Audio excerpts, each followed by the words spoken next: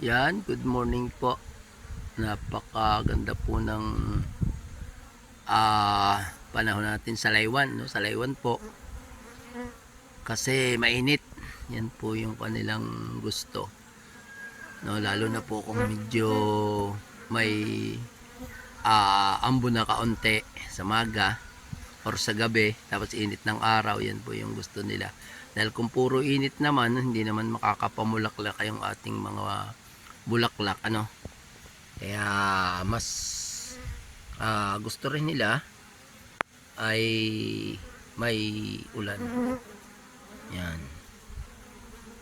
Napaka nakakatuwa po, may mga kulay white po yung ulo nila kasi mayroon silang bulaklak na yung po ba pag malaki yung bulaklak at malalim yung nectar, pilit nilang susuotin yon. Kaya yung kanilang ulo ay may mga naka white na makikita na mapapansin natin.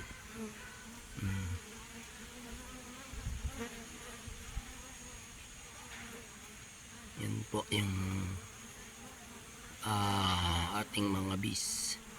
Ito po ay nagkakailan, oh. Yan.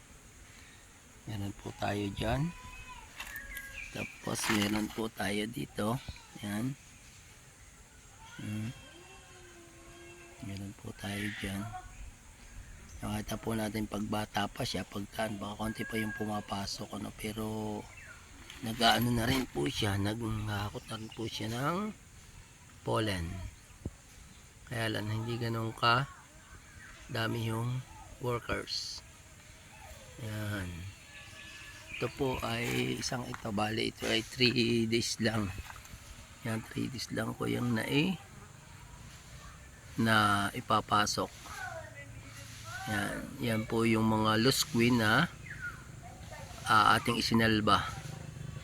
Pinaltan po natin nilagyan po natin ng new queen. Yan.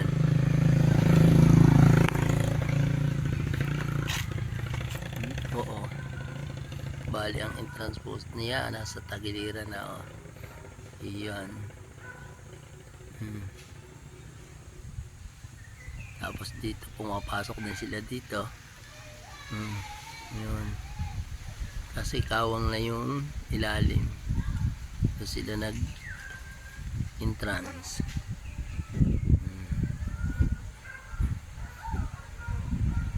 Yan. Ngayon po ay sinisikap ko na hindi ko po toong buksan ang top cover. Kasi sa bawat bukas po natin ng top cover niyan, naaabala sila. Kaya mas maganda yung hindi nyo pagbubuksan yung top cover niya. Mag-observe po tayo sa labas. Yan naman ay kahit nasa labas ay makakapag-observe tayo kung siya ay strong o hindi. No. Yan.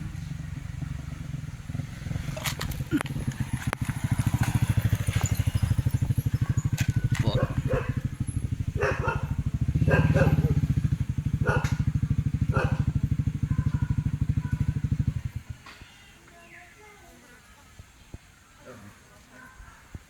Yan, strong po siya. Kalasi po niya, oh.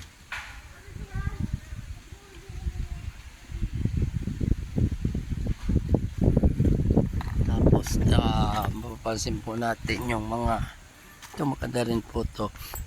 Ito strong din yan. Yan.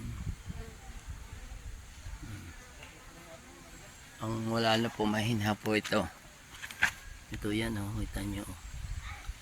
Maaring wala na siyang laman. Tatabad lang akong buksan yung ano niya. Yan.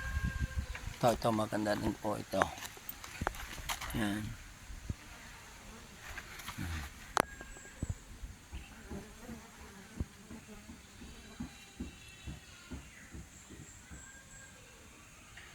Maganda rin po yan.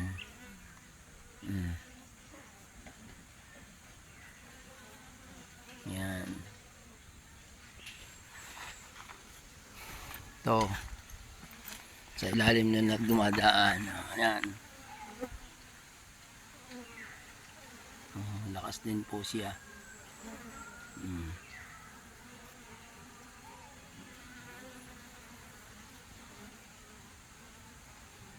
Nakakatawa, mga puti yung ulo nila kasi meron nga silang bulaklak na sinasabo na maaring malalim yung nectar, sinisiksik nila, kaya ganun yung kanilang ulo, no?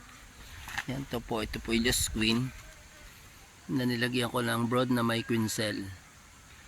So obserbahan natin yan kung magkakaigi. Yan. Pop. Hindi ako pwede ba may magdala? Ay, story parang hindi daw pwede. Paano kaya yan? Kahit ako, bahala na mamaya sa pahinante. Kahit kami na rest. Yang... Baka mo na kayong baboy. Kung may hindi magtatagal, baka mo naklaka agad. Ay pa tulog ko diyan pag ano. Oo.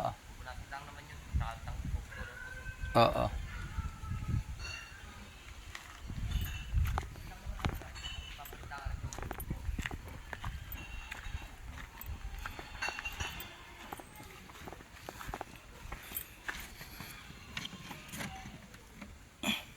Yan, atin pong tingnan dito kung anong tsura.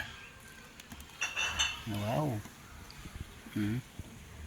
Ito po na ngingintab yung kanyang honey. Hintayin po natin siyang maklose bago natin i-harvest. Talaga po nangingintab, oh. Puro honey yan. Hindi pa lang siya close pero malapit na. Malapit na po siya maklose. Yan. Video po natin ito kapag ating in-harvest.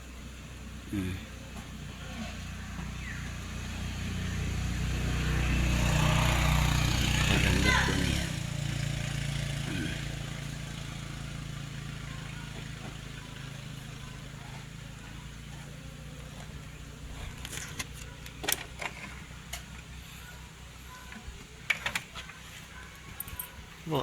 Dami po ng ating yan, oh.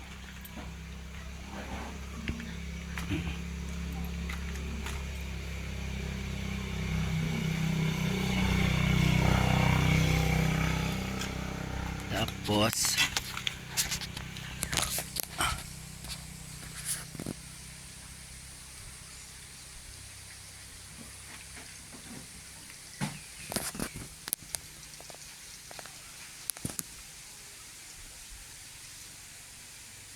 ating mga stainless bees, oh. Yan, oh. Stainless bees na Apis cerana.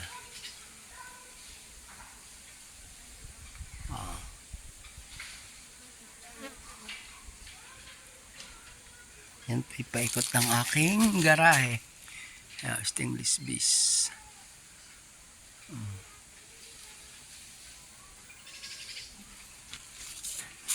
Ito mga trap box.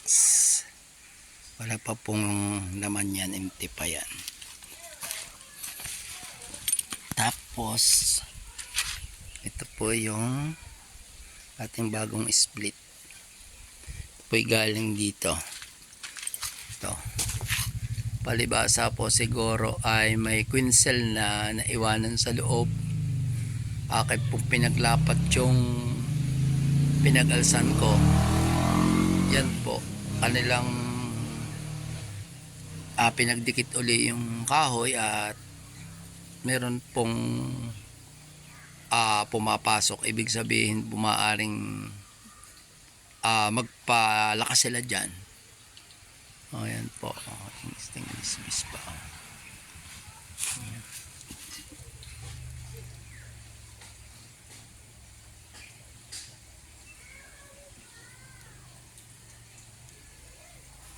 Yan, o. Stainless bees natin. Yan ating Apis cerana pang ano. Yung Apis cerana po yan. Ito po, oh, ganito po, ito pong ganito, oh. Ito pinatong ko. Pag yan po'y puno na, atin pong papatungan ng second chamber. Kapag po napuno yung second chamber, atin pong iaangat din sa ilalim. Atin pong ihihiwalay. Tapos papatungan natin ng panibagong box. Hindi po nasisira ang ating peral. Ayan. Ito ba po, oh.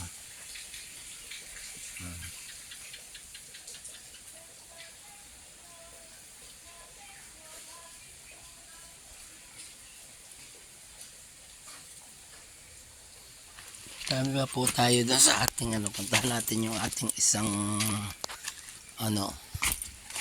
backyard.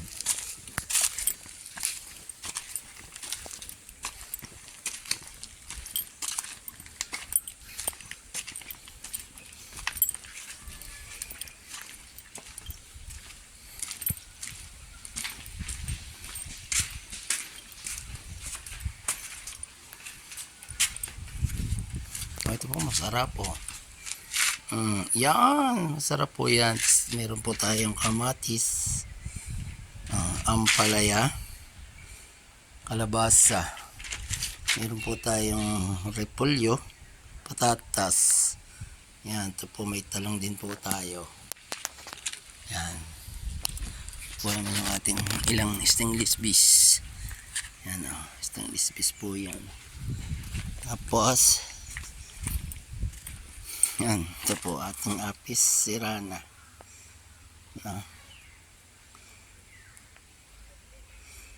Yan. Po yung ating apis sirana.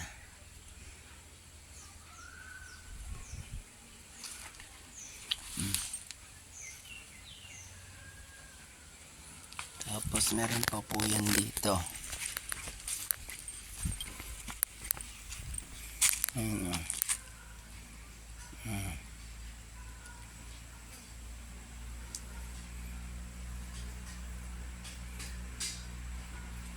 Yan pa po, oh. Yan, oh. Ito.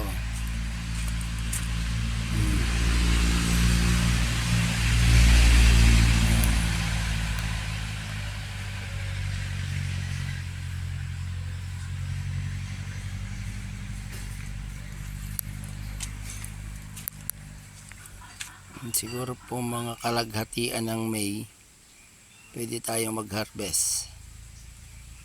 Akin sinang May.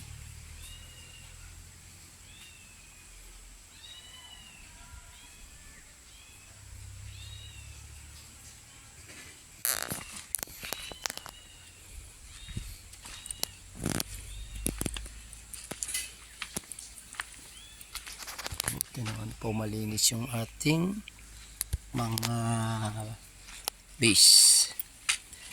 Yan.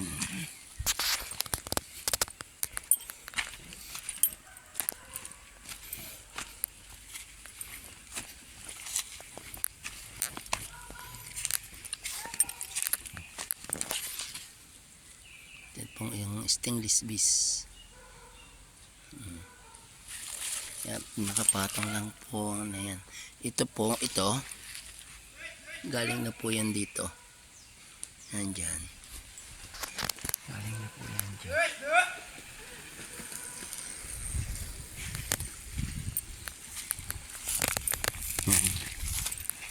Tabi lamang po ng highway or karsada ang ating bee farm. Dito po sa Concepcion Banao, Sariaya, Quezon. Na kung kayo ay pupunta dito, ay sasabihin lang po ninyo, magtatanong lang saan ang sitio dagatan ng Concepcion Pinagbakuran. Tapos yun na po, ito na po yung sa amin Concepcion Banao. Yan, sitio Mangga po ito, Concepcion Banao.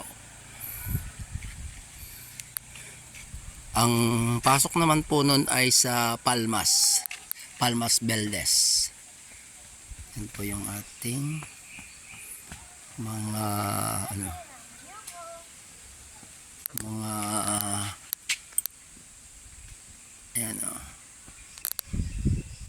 mga colonies.